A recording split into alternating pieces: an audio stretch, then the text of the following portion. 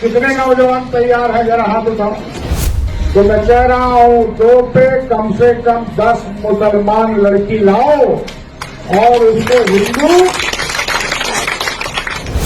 अरे ये ब्याह किए हो लोग का नहीं,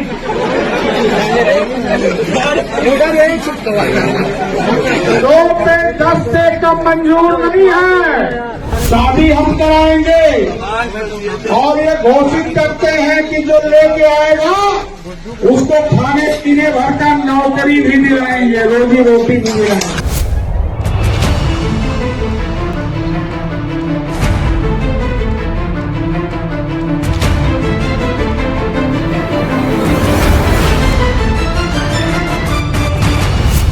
नमस्कार, मैं हूं आपके साथ सुरभि और आप देख रहे हैं एएनबी डिजिटल।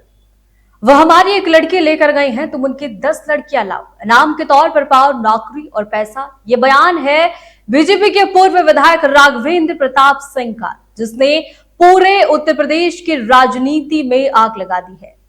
नमस्कार, मैं हूं आपके साथ सुरभि। आज हम बात करेंगे उस बयान की जिसने धर्म, राजनीति और समाज तीनों को हिलाकर रख दिया है।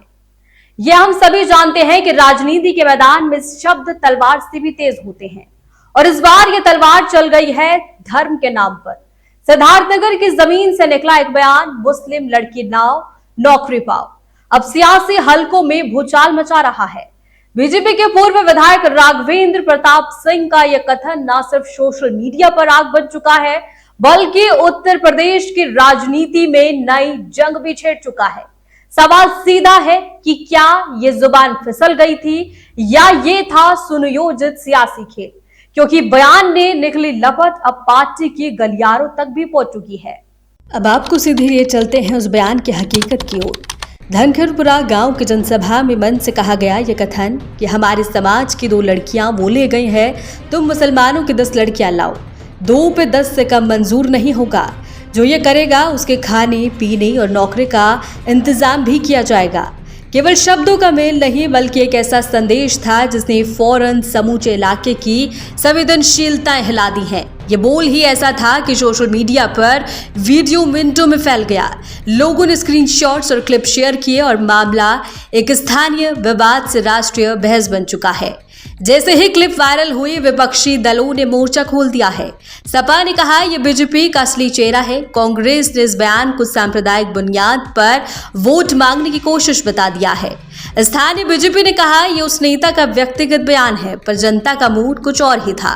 सोशल मीडिया पर बीजेपी बवाल, #राघवेंद्र सिंह जैसे हैशटैग ट्रेंड कर रहे हैं।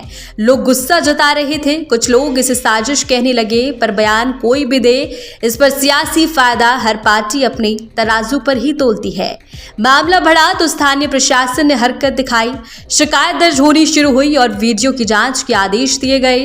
राघवेंद्र प्रताप सिंह ने बयान के संदर्भ में जो कहा उसे सुनकर हैरानी की बात यह है कि इस बयान पर उन्होंने कोई अफसोस नहीं जताया है।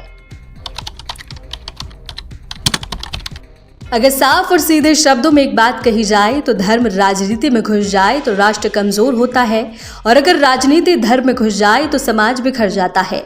हमारे देश में धर्म के राजनीतिक इस्तेमाल पुराना और जटिल मामला है। चुनाव के समय अनेक बार राजनीतिक दल वही मुद्दा उठाते हैं जो समाज में भावनाओं को उकसाएं। कभी मंदिर, कभी मस्जिद, कभी धार्मिक घटनाएं और कभी कभी व्यक्तिगत बयान देते हैं। इसका मकसद कई बार साफ होता है, मतदाताओं को ध्रुवीकृत करना, वोट बैंक तैयार करना और चुनावी लाभ उठा लेना। पर यह रणनीति क्या सिर्फ वोट तक सीमित रहती है? बिल्कुल नहीं, क्योंकि इसका असर समाज की बुनियादी एकता पर पड़ता है। रिश्ते तनावग्रस्त होते हैं, मोहल्ले में सस्पेक्शन बढ़ता है, रोजमर्रा की बातचीत में दरार आने लगती है। जब राजनीति धर्म की भाषा बोलती है तो नतीजा अक्सर बुरा ही होता है। सामाजिक भरोसा घटता है, सामुदायिक सहयोग कमजोर पड़ता है और छोटी छोटी गलतफहमियां भी बड़े संघर्षों में तब्दील हो जाती हैं।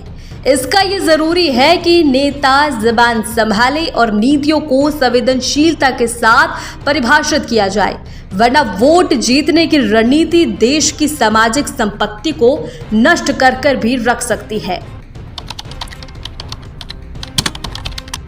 सोशल मीडिया पर इस पूरे विवाद ने सबसे बड़ी अदालत साबित हुई है। लोग वीडियो के स्क्रीनशॉट शेयर कर रहे हैं, बहस कर रहे हैं, पोल करा रहे हैं, कुछ इसे साहसिक बयान कहते नजर आ रहे हैं तो कुछ इसे नफरत का इंजन बता रहे हैं।